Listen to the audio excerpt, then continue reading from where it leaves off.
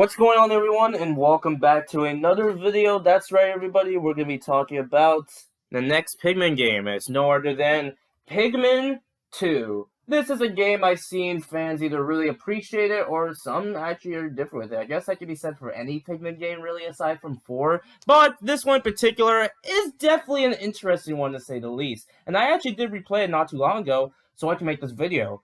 What do I think of it? Time to find out. Alright, here we go. We're going to be talking about Pikmin 2. I had to record this on a different day, apparently, because it wasn't, like, the video wasn't loading at all, so I had to record this again. I hope I don't have this mistake. I'm praying this doesn't happen again, so let's hope. And this is my fault for being lazy and not finishing stuff early, so, yeah. Anyway, let's go ahead and talk about this game, of course. So, after the events of Pikmin 1... After all the events of Pikmin 1, if you didn't beat that, well, yeah, Captain Olimar meets up with his employee, and also meets Louis. Be aware of him, if you understand. If you know, you know. And it's up to, and yeah, Olimar and Louis has to get enough cash in order to fix the ship, and it's up to. And basically, Olimar and Louis have to explore different worlds and lands to get some treasure and to get enough money to pay. So yeah, that's pretty much the whole point of Pikmin 2. So, so if you played the first Pikmin 1 game, you kind of already understand what you need to do, and you kind of understand what you need to do basically. So it's not really like super, you need to make sure you do certain objectives, of course. Find treasure and all that stuff and collect any other Pikmin along your way. We still have the red, yellow, and blue Pikmin from the previous game. It kind of sucks, unrelated, that the blue Pikmin has been pretty useless in some games. So now, yeah, but blue Pikmin is here. It sucks. Blue is my favorite color, too. But, don't worry, we have 2 new Pikmin here. We have the purple Pikmin, which makes you lift up objects regular Pikmin probably wouldn't be able to. And the white Pikmin, which has the ability to go something with poison. So, yeah, that's pretty much the new 2 Pikmin that are evolved, and also on the box art of the game. This game, Pikmin 2, released on the GameCube, of course, in 2004, and really released on the Wii years later. So, yeah, that's neat. So yeah. Pikmin 2, you gotta explore different areas, and just like the previous game, the music is still peaceful, and honestly has a lot... Honestly, playing as 2 characters, and I mean, that's already alone a great task, so, yeah. And, overall, it's just a nice, peaceful game, aside from enemies and bosses you're gonna have to look out for. Don't take Pikmin as like an Animal Crossing type game, of course, otherwise. So, yeah. Now, I haven't kept up with the Pikmin discussions lately, because it seems like everyone's opinion on the Pikmin games changes pretty often. It seems like anyone can have a different opinion on them, but from what I can tell, this is the one Pikmin game you either really appreciate it or you're really neutral with it, really depending on how you feel about it. So, the main talking point of Pikmin 2 has to be the caves. How are the caves in Pikmin 2? Basically, these little, excuse me.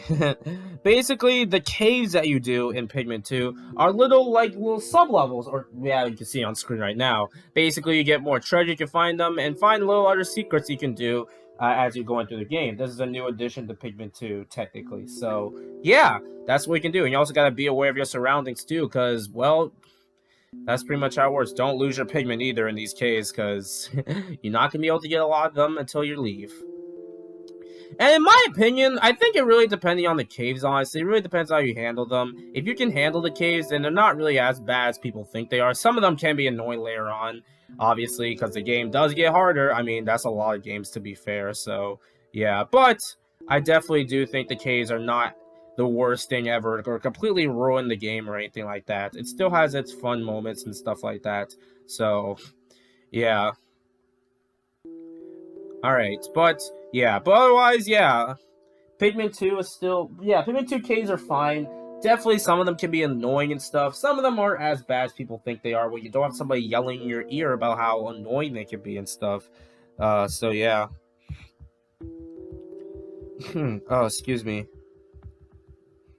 And of course, the areas itself, I didn't talk about the areas. The areas themselves are really great. I really love how they look, honestly, even if it's similar and stuff. In some ways, I just really love the way they look, honestly. So yeah, definitely, um, definitely really nice areas, honestly. And the controls of the game, although it's obviously very similar to the very first Pikmin game, definitely has some, switching between the different characters, of course, which I already talked about. So yeah. All right, and what other stuff can I talk about with this game? Really, there's some new extra stuff you can do. You can play the multiplayer stuff is there and stuff like that. If you really want to play with a person, if you have another friend with you, but I don't have a friend. And also, this game, the Japanese version of Pikmin 2, does feature e-reader stuff, and I bet y'all forgot the e-reader stuff exists. I did too. Don't worry, minus a few exceptions, but. I can't really speak much of this because it seems too hard to find e-reader stuff nowadays, but I will say it's pretty neat that's there. So yeah. Excuse me. And of course, just like the previous Pikmin game, there are multiple endings on how well you do, basically.